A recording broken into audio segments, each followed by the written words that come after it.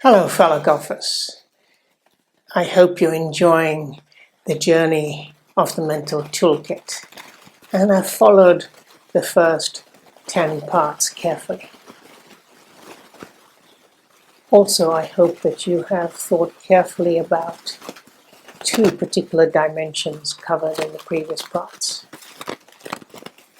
Having and embracing a complete, effective practice system and developing a more comprehensive short routine that is a routine, becomes a routine, as both of those components are going to be critical as you add these additional building blocks. This particular part is on imagery and visualization, and it goes beyond the point of visualization that is part of your short routine, which is envisioning where the ball is going to go and land, the trajectory and the roll, into a number of points that relate to the process of imagery and visualization, some tips that I will give you, and then 5 or so exercises that you can do. So let's start with the process. I'm going to cover at least 15 points on process that are important for you to think carefully about and make part of your imagery and visualization toolkit. The first is that it's about having a mental image. So not words, but an image. That is a very powerful, potent tool. The second in relation to that is what you're trying to do is activate and use your right brain. The third is that part of the process is to stay confident. And so what will come out of this skill set of imagery is being able to stay confident. Related to that, the fourth point is that will allow you to trust your swing. The fifth is that research has shown that if you envision an action, then you can have your muscles repeat that. And that's key then to turning the image and that visualization into actual action. The sixth, which is important, is that it's a physical process. So you should try to do this in the sort of same clothes that you'd be wearing for a golf round, the same stance, the same position, the same feel.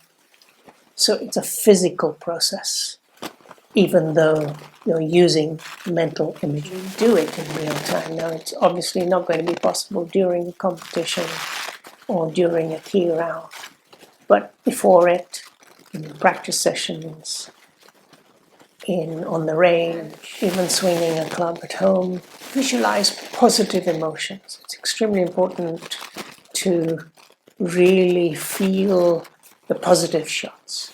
So visualize the good shots. Visualize the good movement and swing.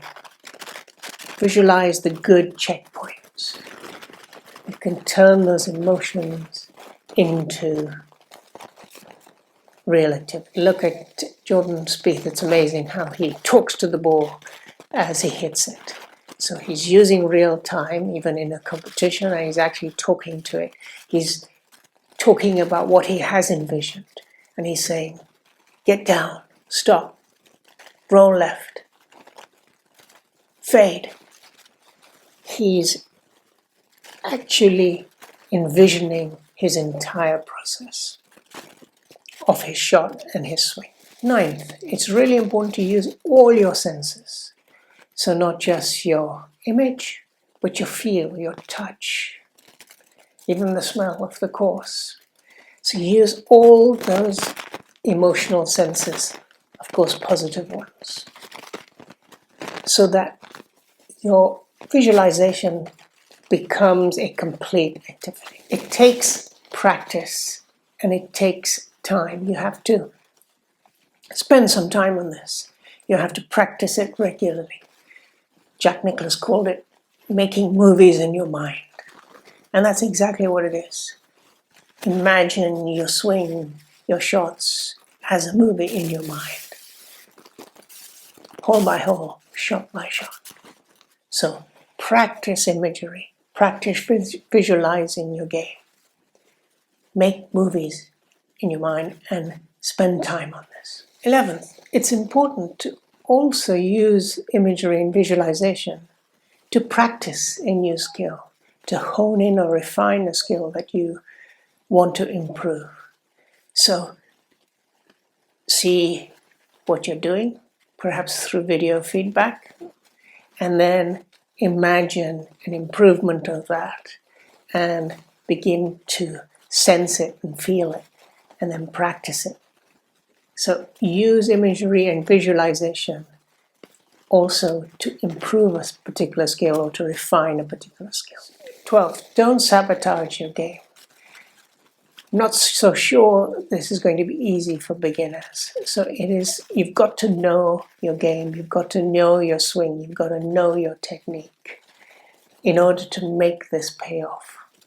But once you have all of that, you can use imagery and visualization to improve your performance. You can do this sitting down, lying down, with eyes closed, probably needing to spend anything between 10 to 40 minutes on such a session, perhaps even before you go to sleep. Really good technique to hone in the visualization as a recurring habit.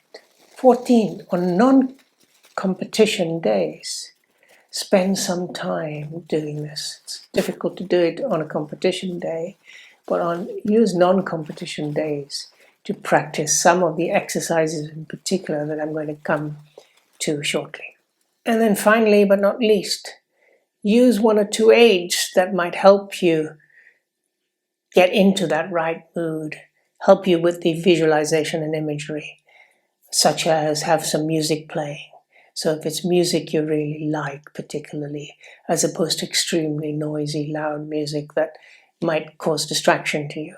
So you have some music that you like of any type, particularly that helps you relax and helps you have a calm state of mind, to in the background, or using your earpods or AirPods, whichever you have, to do the techniques as you listen to such music. Let's move on to some tips, and I'll give you 8 initial ones. First, think in pictures, think in images, not the written word.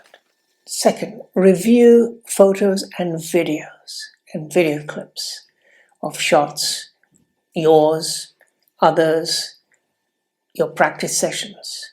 So review visual images to help you. It's important to be in a peaceful state and have a calm sense and a calm mind, hence the reference to music, to assist you with that, if that's what enables you to get into such a state. As referred, make it as realistic as possible. Fifth, practice frequently on a regular basis so that it becomes a habit, and then after a while you don't even realize you're doing it because it's become part, in a sense, of your non-playing routine. Sixth, really important to have a positive attitude about this. If you're a bit skeptical about this, it's not going to work. You won't activate your right brain. Have a positive attitude going into this. Try the techniques, try the exercises, get into the right context along the lines of the process and the tips I'm outlining, so that you have a positive attitude. Seventh, it's important to be focused, centered, and calm. Take a look at the clip I've just done on concentration and focus. Use some of those techniques to help you. Use a third-party view. One way is to video yourself as you're even doing this imagery, as you do your practice sessions, as you do particular shots that you're working on, and then play them back, have a look at them. Or imagine a third-party person looking at you, looking at your swing, seeing what you're doing, seeing how you moved your grip, or you have too much forward lean or not enough forward lean, where your weight balance is. Imagine somebody else is looking at you and you don't realize you're getting into those wrong positions, or the opposite, actually, to make sure you are getting into the right positions. So use third-party views. Now let's look at 5 very simple things you can do as exercises. Imagine a particular moment or round or shot that you most enjoyed recently. It might have been in a practice session, it might have been in a competition, it might have been in a round with a friend of yours. But imagine that moment that you enjoyed and envision that stroke, that swing, that shot, that result. Those bring out all of those positive emotions. But imagine it visually, not through your scorecard, not whether you got a birdie. That's not the point. Imagine the shot. Imagine the movement. Imagine the sense you had, the feeling you had when you pulled it off. If you make that one of your key exercises, it'll reinforce all the positive senses. Similarly, select a shot or skill that you're trying to improve and think about that visually. You could use the third-person view if you wish as well. But look at a particular shot you're trying to work on and improve. So one is the one that you pulled off and enjoyed most. The other is what you're working on. But select one shot, one particular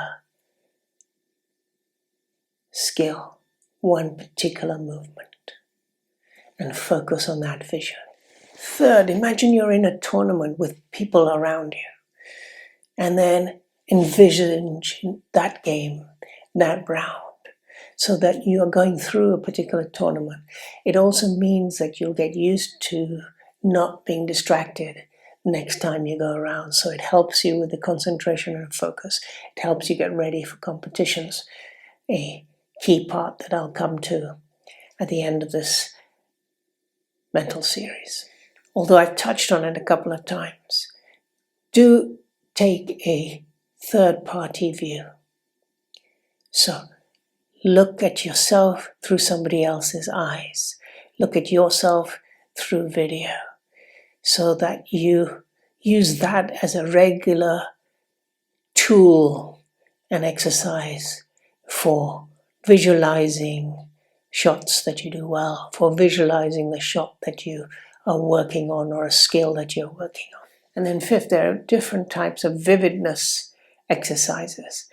A simple one is you could take a close friend, and you can just close your eyes, imagine everything about him or her, how they look, how they move, what sense you get.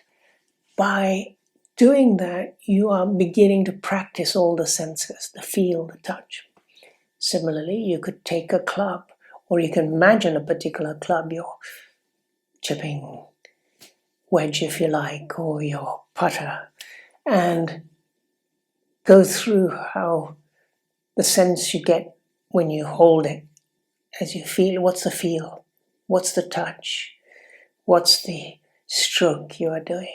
So do it through a particular club. So it's not so much the swing, but what sensations do you get?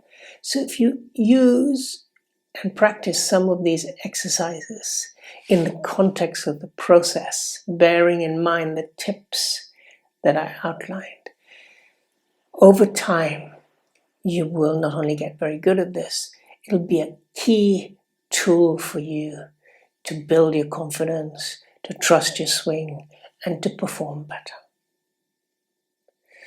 We will soon be coming to a couple of other areas that are key in subsequent parts, soon to follow, on breathing and relaxation in particular.